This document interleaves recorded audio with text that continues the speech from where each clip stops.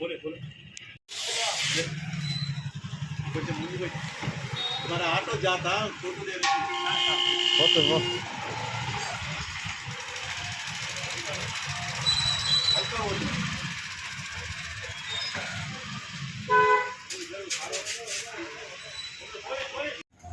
ఆ విషయం లేకనే ఇబ్బంది అవుతుంది.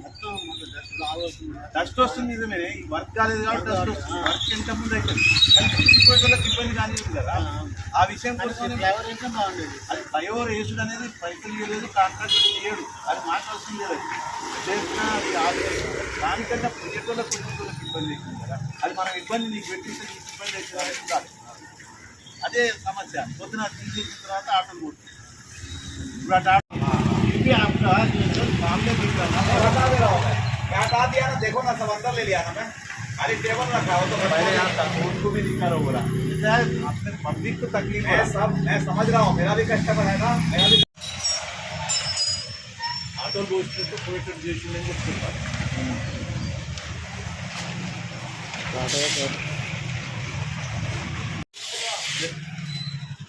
కొంచెం ముందు పోయి మన ఆటో జాతా ఫోటో फोटो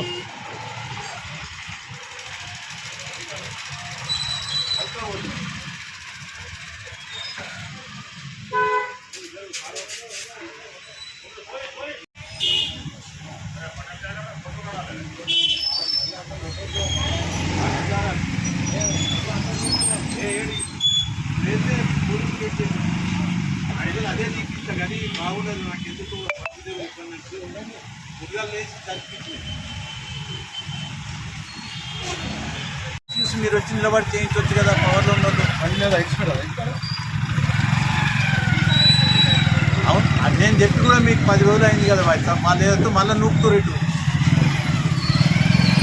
అవును, అదే అది అది మంచి ప్రొసీజర్ అది. అయితే అది చెప్పిన ముచ్చట కూడా అదే కమిషన్ మీకు చెప్తామని చెప్పి ఏ పగబట్టి మనకు ఓట్లు వచ్చేది ఉందా, నోట్లు వచ్చేది ఉందా తప్పకాన్ని.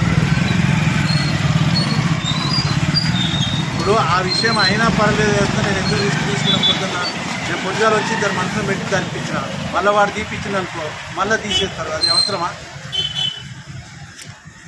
బర్నింగ్ ఇష్యూ అవుతుందో ఈ ఫ్లైఓవర్ వల్ల రోజు 3000 మంది జనాభా బాలాజీ నగర్ నుంచి ఉపాధి కోసం, ఉద్యోగాల కోసం విద్యార్థులు అందరూ కూడా కష్టపడుతున్న విషయం. అయితే ఈ బ్రిడ్జ్ నిర్మాణానికి ఆలస్యం జరిగినప్పటికీ స్థానిక నాయకులు సరిగ్గా పట్టించుకోక, సరిగ్గా ఫండ్స్ ఇవ్వక కాంట్రాక్టర్ యొక్క పని నిలిపేసింది. కాబట్టి ఇప్పుడు ఆ పనిని నిలిపిన దానికి అయ్యేంత వరకు కూడా తాత్కాలికంగా చేయాలని చెప్పేసి నేను ఇంట్రెస్ట్ తీసుకొని మధ్యలో ఉన్న డిస్టర్బెన్స్ తీసేయడం జరిగింది. రేపే అవుతుందో వాళ్ళు ఈ ఎంక్రోచర్ని కూడా తీసేస్తామని చెప్పేసి కమిషనర్ గారు చెప్పారు. ఆ కమిషనర్ గారు చెప్పిన మాట మీద ఇంకెవరికి కూడా ఇబ్బంది జరగలేదు. ఆ ఇబ్బంది జరిగితే మాత్రం వాళ్ళు వేరే రకంగా ఆలోచిస్తారు. మీరు కమిషనర్గా చేయాల్సిన బాధ్యత మీది, నాయకులుగా మీరు కూడా చేయాల్సిన బాధ్యత అని చెప్పేసి నేను ఒక జనసమితి పార్టీ రాష్ట్ర నాయకులుగా నేను మీ అందరికీ కూడా తెలవాలని చెప్పేసి ఈ విషయాన్ని మీకు